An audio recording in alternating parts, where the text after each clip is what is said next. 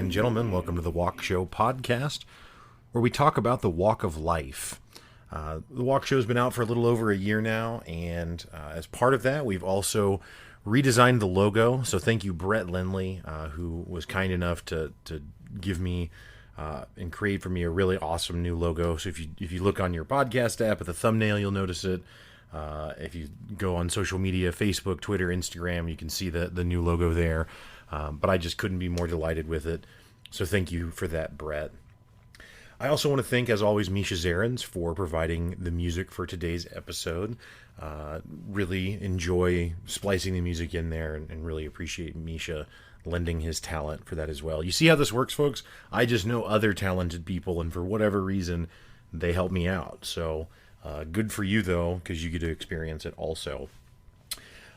Today's episode is just a thought that I had after listening to a recent episode of the Joe Rogan podcast, actually.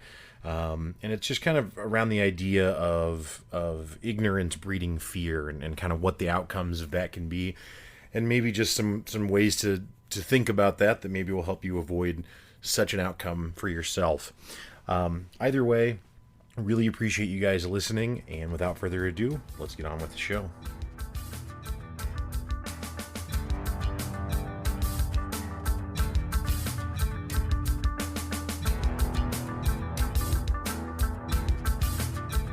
There is this guy named Daryl Davis, who you may have heard of. He's been around the news cycles for a few years. I think he's even got maybe a documentary on Netflix. Daryl Davis is a black guy who has, according to him, directly or indirectly converted about 200 people from the KKK. So they're KKK members, and then either through meeting and speaking with Daryl, and I guess in some situations, them becoming familiar with his work, I think some of his writings. But either way, after this experience, these people ultimately leave the KKK. Now, it's not necessarily the day they meet him or the day that they've spoken with Daryl, but ultimately that's kind of what they do. Daryl was recently on the Joe Rogan podcast. I realize that my podcast sometimes is just a derivative of Joe Rogan, but what can I say? The man's got good content. So anyway, so Daryl Davis, it was on sometime in January, I think, whatever. We'll say January of 2020. Cannot recommend the episode enough.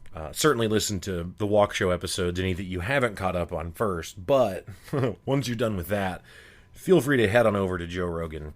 And but yeah, look for the Daryl Davis episode. It's super interesting. Growing up in the Midwest, I went to school my whole life with almost all white kids, very few minorities. Despite that, I was actually able to have a somewhat diverse friend group, especially for being from the Midwest here. But whatever. The point just being that racism is something that unfortunately does still exist, right? Which we saw with the Unite the Right rally in Charlottesville a few years ago. And just, you can go online and go look at a comment section of just about any video, and you'll find someone saying, tossing around racial slurs or something, even if not, not at someone who that particular slur would be targeted at normally, right? Like, my point being that people will just use vile language just to use vile language.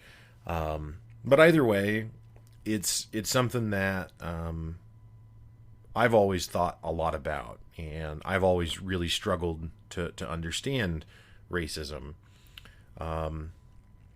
It's something that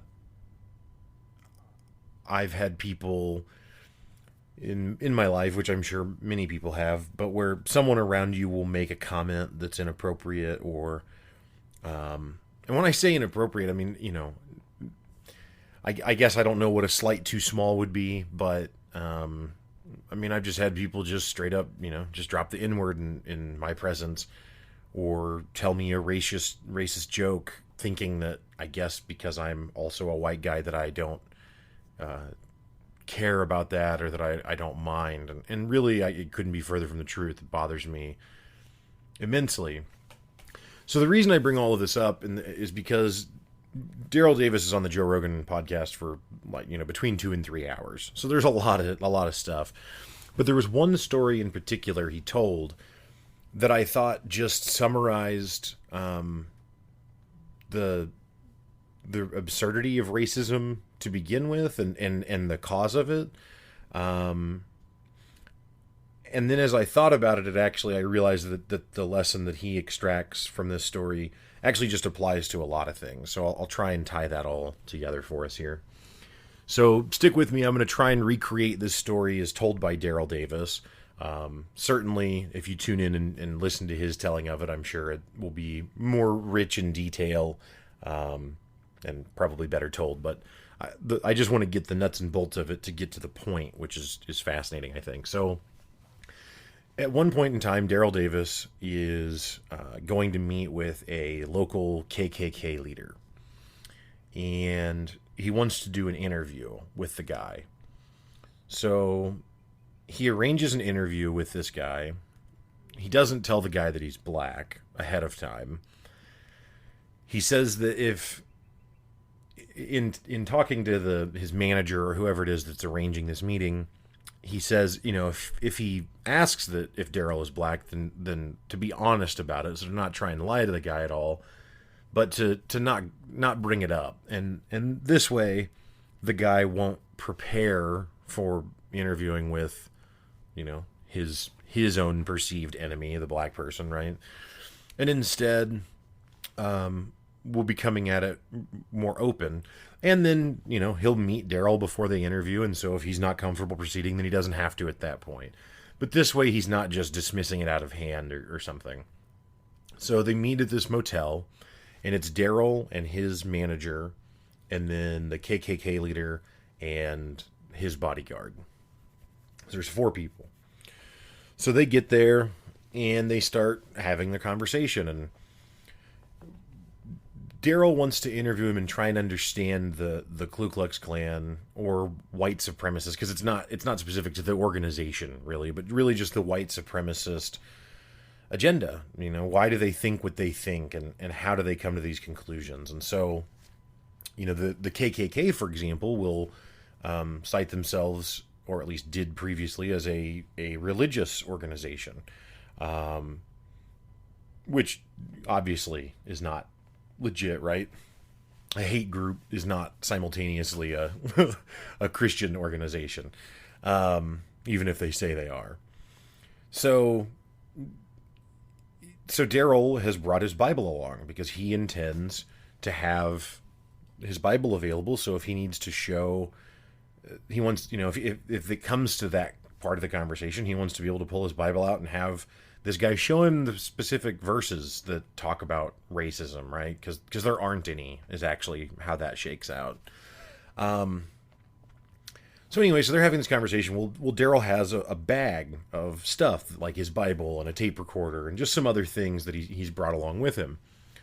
Well, he notices that throughout this first hour or so of this meeting, that anytime he reaches into his bag to get something out, the bodyguard of the KKK person kind of tenses up and moves his hand up to his hip next to where his pistol is. And Daryl is not upset with him for this. I mean, he gets it. They don't know who he is, and that guy's job is to protect them. So whatever. And it's not like he's threatening Daryl each time. He's just, just being alert and being ready. So as they're sitting there talking, eventually the bodyguard kind of recognizes that Daryl's not going to be a threat, right? And so he stops tensing up every time Daryl reaches in the bag. So they're talking for a bit more, and then all of a sudden, Daryl hears what he thinks is the sound of a gun cocking, like a kind of noise, right? And so in the blink of an eye, because that, it's a split-second kind of decision, he decides that he knows he didn't make the noise, and he knows his manager didn't bring a gun, so it has to be one of those two. So he decides he's going to get up and bang on the table to kind of startle him, and then he's going to dive across the table and try and tackle both of these guys in the hopes that he'll prevent whatever plot they currently have. Now, if you were to see Daryl Davis, I don't know that he's a man that leaps across a table very successfully, but I understand where he's coming from, right? He's trying to save himself, is what he's preparing for. So that's what happens. He jumps up, he bangs his hands on the table, and he looks at the KKK leader, and he can see in that guy's face that guy is not.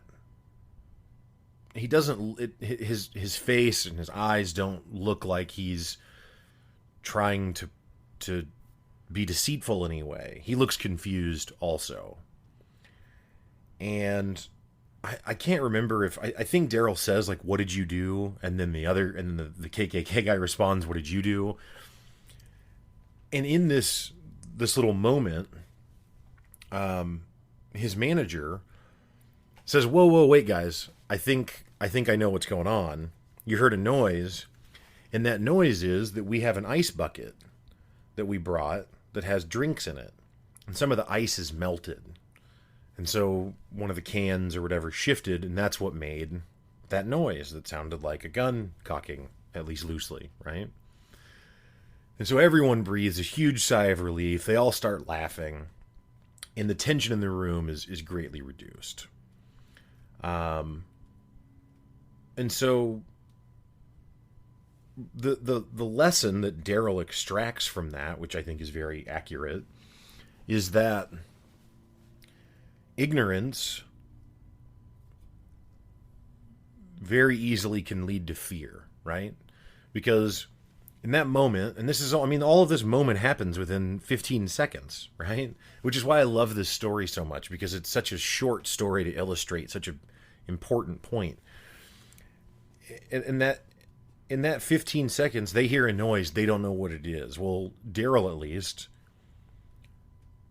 is afraid of what he thinks the implications of that noise are. And so immediately, he responds to that. And if he was right, if it was a gun, then he's probably right to try and do whatever crazy action movie thing he's going to do, right? If they're just going to shoot him, you may as well try and disrupt it. And so, in his head, he's got all of these conclusions that he's jumping to where he needs to get there. He needs to solve this problem now. Luckily, somehow, he was able to accurately read the expression of the other person and wait just a second before escalating it any further, to then allow for a little bit of space for that to get resolved, right? And it turns out that the noise was nothing, that the noise was not significant at all. The noise was nothing to be afraid of. Probably in any other conversation, if that noise happens, they identify it as the ice shifting, because that doesn't really sound like a gun clicking. But in his head, this is exactly the kind of person who would be clicking a gun to come at him, right? So it makes a lot of sense why he's as afraid as he is, and it makes a lot of sense the plan that he develops to try and correct or resolve the situation that he finds himself in. Except that that's not the situation that he's actually in, right? The situation he's actually in is it's just some ice melting. So, and I think that just, it perfectly explains at least the foundation of racism. I think that ongoing racism is more of a taught thing. I think there are people who, at least young people, who hold certain beliefs or ideas, and it's just because that's what they were taught, but it's probably also to some extent because they still all are also ignorant, right? Because they're not exposed to people of a different race, which is so crazy to even have to say, because they're not different. Meeting a white person isn't different from meeting a black person, isn't different from meeting an Asian person. They're all people. But anyway, so I couldn't believe that while this guy is talking to a KKK leader, so that really the whole premise of their conversation is racism, and then they get this moment that just illustrates so perfectly how it can even exist to begin with, because it's just based on ignorance, and then that ignorance leads to fear, and then the fear leads to plans and schemes and actions that, if the fear were true, would be legitimate. But the fear is not true, but that doesn't make the actions or the plans or the schemes not real also, right? So even though the fear is totally baseless, people's lives are destroyed, killed, ruined over racism. And it's just based out of ignorance. And so, again, I thought that this was really compelling as a perfect explanation of how racism originates. And as soon as I heard the story, I took notes and wrote it down, because I wanted to share it with you guys, because it's a topic and a subject that's important to me, and one that I always want to try and advocate against, right? Racism.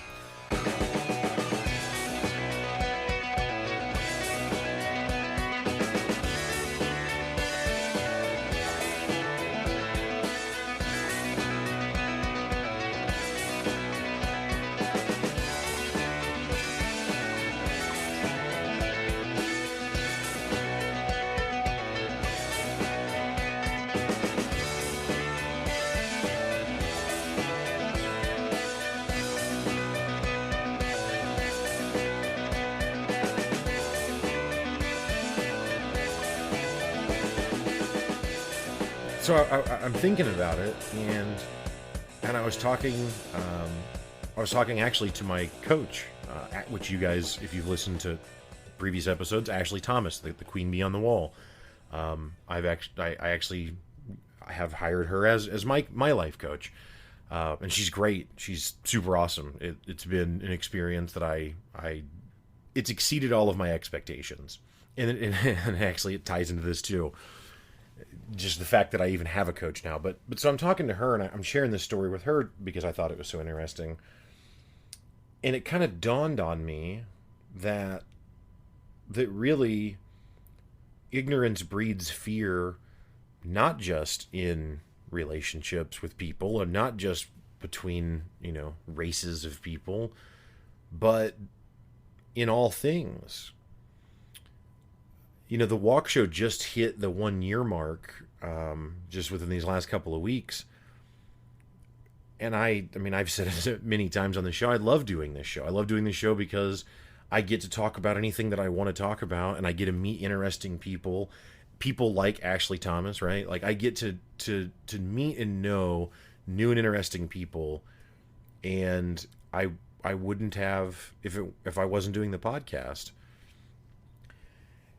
And the reason that I tie it to the podcast is because it's an example of, when I started the podcast, I didn't know what I was doing. I mean, you could argue I still don't know what I'm doing. I don't have a theme for the show. The show's named after me. We do have new artwork now, which looks cool. Thank you, Brett Lindley. But, the show is, it's just me in my garage, basically. I don't actually have a garage, so I'm not literally there. But basically, right? But when I did it, and this is rare for me, but when I started the podcast, when I started the walk show, I just did it. I just went for it. I just decided to pursue it and see what happens.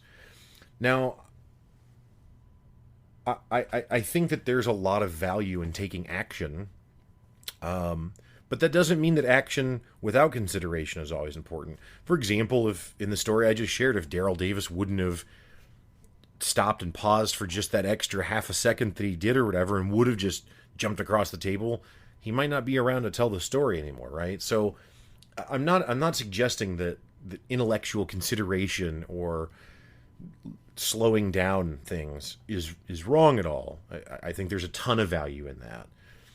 But I think that there is also an enormous amount of value in taking action. And the reason I'm saying that is because I think that a lot of people, and I know I've fallen in this boat myself, will have an idea for something that they want to do or pursue or try or change or whatever, and then they sit and talk themselves out of it, or at least put enough unpleasant feeling thoughts around it that they aren't gonna that they procrastinate doing it for a long time.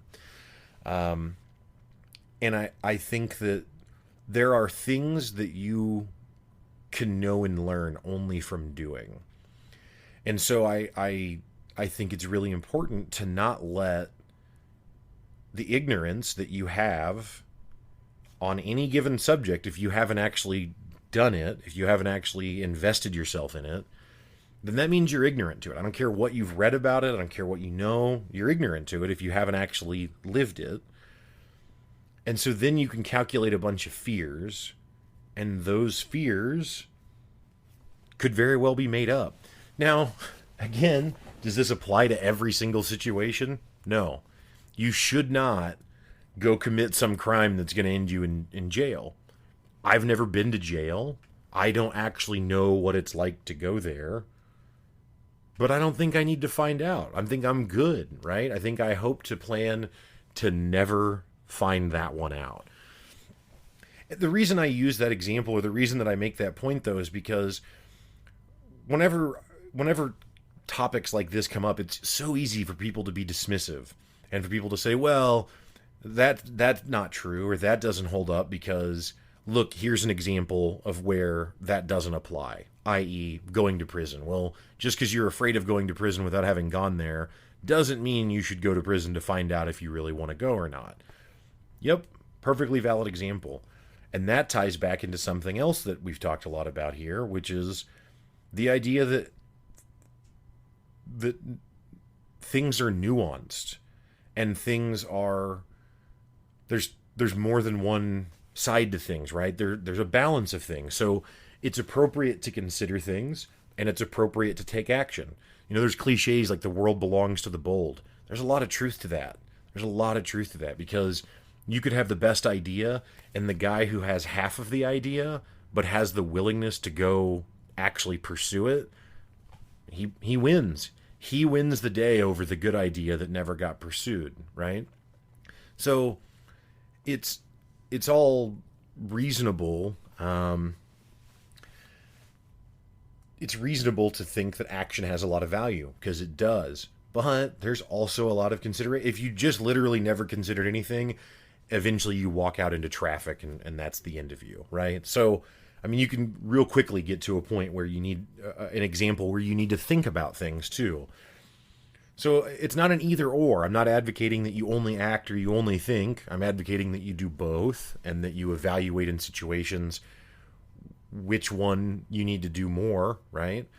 But I think that all of that being said, it can be a lot easier to get stuck in these intellectual thought loops, right? Where you're just thinking about something and considering it and weighing it and trying to make sure that you protect yourself. And again, you know, like I cannot stress enough, just pursue it. Just go for it. A buddy of mine and I ran a junk removal company. I don't know if you guys have ever heard of 1-800-GOT-JUNK. It's a national franchise that literally shows up and hauls away junk that you can't like fit in your dumpster, right? Or maybe there's so much, like a common one would be like maybe someone has passed away and doesn't have a family, or even, no, that's not even fair. Even does have a family, but not an immediate family that's going to take their stuff, and so the house needs to get cleaned out. Well, you might hire a company like 1-800-GOT-JUNK to come in and remove that stuff. So my buddy and I started a company that was exactly the business model of 1-800-GOT-JUNK, except we didn't have a 1-800 number, so we weren't national, right? We were local only, and we were cheaper, and that was it. And I thought going into that I understood kind of what the business we were going to get into is. But the lessons that I learned from that are things that I would not have learned had I not experienced it. And these are not complicated ideas that And I'll share an example of one. It's not like it's some super tricky calculus problem or something, or that it requires some great mental aptitude to understand. It's just that I wouldn't have understood it until I actually lived it. One such example, so like I said, we're offering the same service, but we're cheaper. Well, when you start new in business like that, it's it's really easy to make the assumption that, like, well, I need to beat out my competitor, so the way I'm going to do that is by offering a little bit lower price. Well, that's all fine, except that there's a certain type of customer that wants the lowest priced version of whatever thing, service, product, whatever it is available.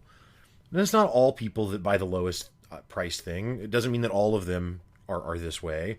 However, what we found is that when you service the person who is already kind of disgruntled about paying for the service, they nitpick everything. They want to haggle things. They want to nickel and dime. They want to accuse you of nickel and diming. The whole thing is built on this tension of they want to pay the cheapest possible price that they can. And as the business, you're trying not to work for free, right? So you're trying to make a livable wage and have some dignity about it, but you also feel compelled to meet the demands of this lower price and still satisfy that customer, right? But then whenever we would do jobs for more well-to-do customers, and again, I'm not talking about like this isn't about trying to shame anyone that has a lower income or something. That's not the point that I'm making at all, because again, it's not all low income people. It's some, but this is still a true lesson, and that is that the people who, and maybe it has nothing to even do with what their income is, because it's not like we looked at their bank accounts or something, but just simply the attitude that they have. And again, the low price shopper versus someone who's wanting the best service that they can get, and price is not their primary consideration. Well, what happened with those kinds of clients is that they're super easy to get along with. They're super easy to work with. They don't think that we're nickel and diming them. They don't try and nickel and dime us. And when we show up, we explain what the service we're going to provide is. We explain what the cost of that is. And they either agree or disagree, and we walk away. And that's it. But you get that through actually being at a higher price point than you do a lower price point, right? And so it's not to say that you shouldn't enter the service industry at a lower price point, but that's what you're going to get. You're going to deal with people who are incredibly demanding, and let's even assume that they're the same level of demanding. Well, at the lower price point, you're servicing that same demanding customer for a lower price than if you're going to have to be bending over backwards anyway. It may as well be with the higher paying client, right? Anyway, the point just being that I would not have understood that having a lower price point can have other implications. Now that, again, I'm not advocating that no one have low-cost services available. I am a fan of low-cost services. So, and I don't mean to imply that if someone uses low-cost services that they are then chintzy or cheap or whatever. Because, again, that it's not true across the board. Again, there's a balance. Again, there's nuance, right? So I'm not making a blanket stereotype statement about people. What I am saying, though, is that, again, if you have if your plan is to race to the bottom, the customer that is attracted to the company who's racing to the bottom is different than the customer who's not. Now, is that lesson super hard to wrap your head around? Of course not. Does it sound profound for me to explain it? Probably not. But it's something that I wouldn't have known without doing it. And so I guess the plane that I'm trying to land with all of this is that ignorance breeds fear. And that fear can breed really, really serious outcomes. And those outcomes can be completely unnecessary because the fear was bullshit. And a big part of the reason that I think people get caught up in fear is because they don't actually just go out and do whatever it is that they're thinking about. And it doesn't mean going and starting a business or starting a podcast or going out and doing performing live somewhere or something. It doesn't mean that it has to be something that maybe seems like a big, like, for me, an example of it is meditating. And I've talked about this on multiple shows, but I used to think that meditating was where you sit with a clear head for an hour and have no thoughts. And so you're this like Zen-like state. And that if you're not doing that, then you're not actually meditating. So for me, the fear, my ignorance was I hadn't actually spent very much time meditating, so I didn't really know how it worked. But I thought I did, and my fear was that I didn't actually think I could do it well, and so I'm wasting my time to do it, right? So I'm not going to do it. Well, then, for the past several months, I've actually developed a daily meditation routine. And I found that I don't keep my mind clear for an hour. It probably is only clear for less. If I meditate for 10 minutes, I bet my mind is clear for less than a full minute of that time. But the value of it is that I get to practice thoughts entering my mind, and then as fast as I can remember, which sometimes is 5 seconds and sometimes might be a full 5 minutes, I remember, oh yeah, I'm meditating, push that thought out, return to my mantra or my breathing or my counting or whatever it is that I'm focusing on in the meditation. And then hold that for as long as I can, and inevitably another thought is going to come in. And again, I will chase that down a rabbit hole, not even intentionally, because that's just how my mind works, right? And I think most people. And so then, as fast as I can, I remember that I'm meditating.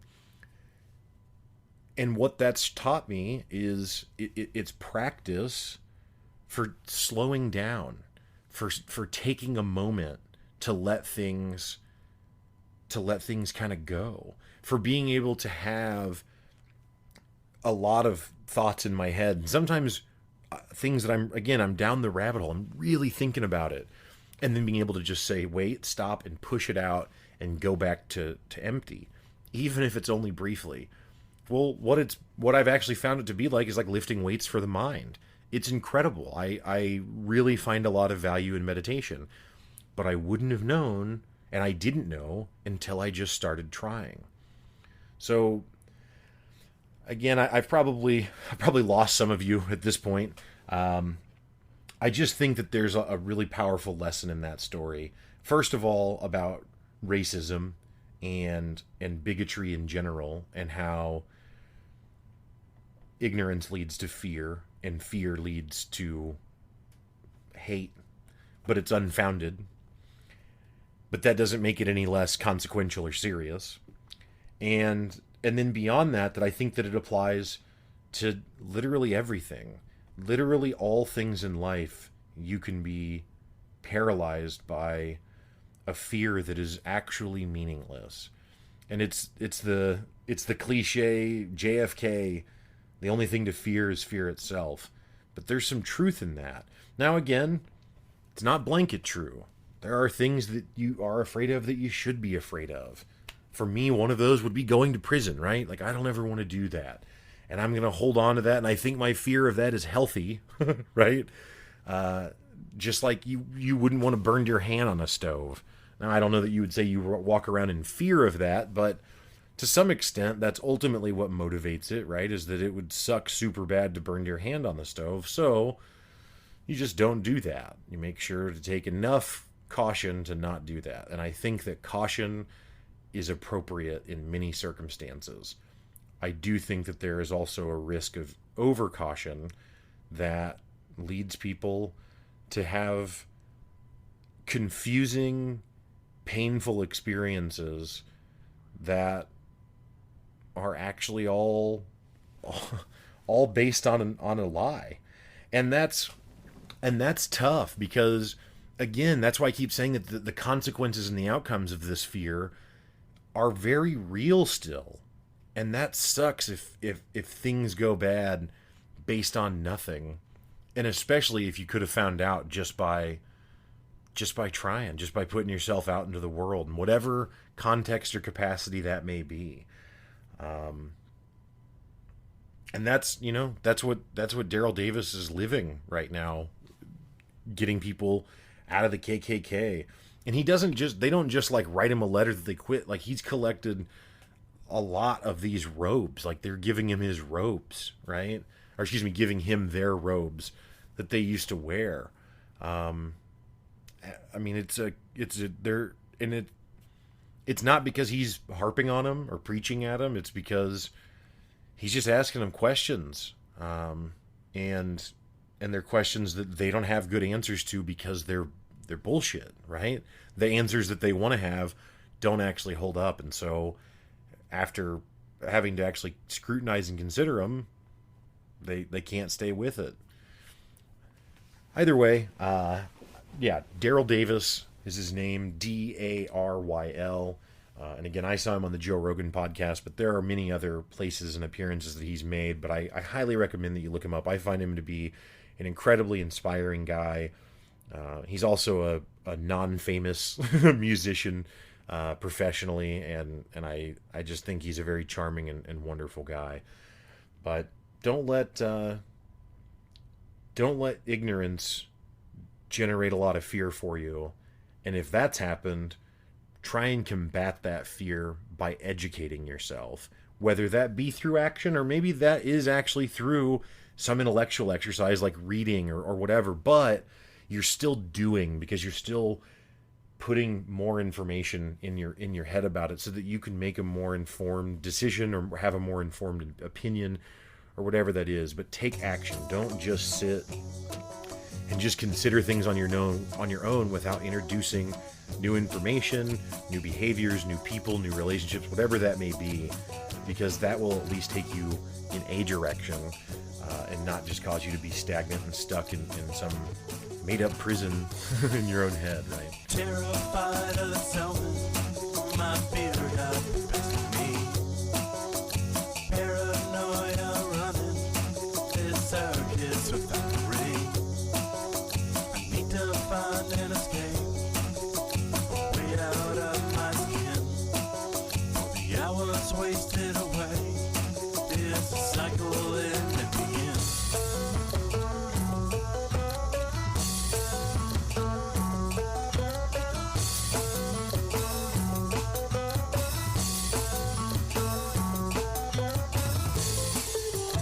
Found it on the runway.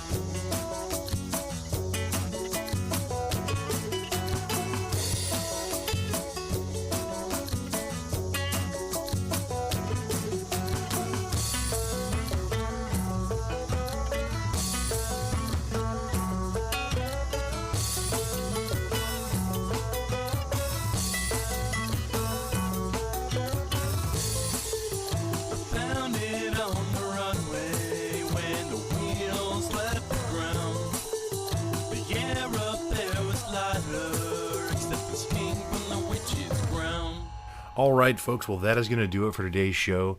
Thank you so much for tuning in. And again, thank you, Misha, for providing the music.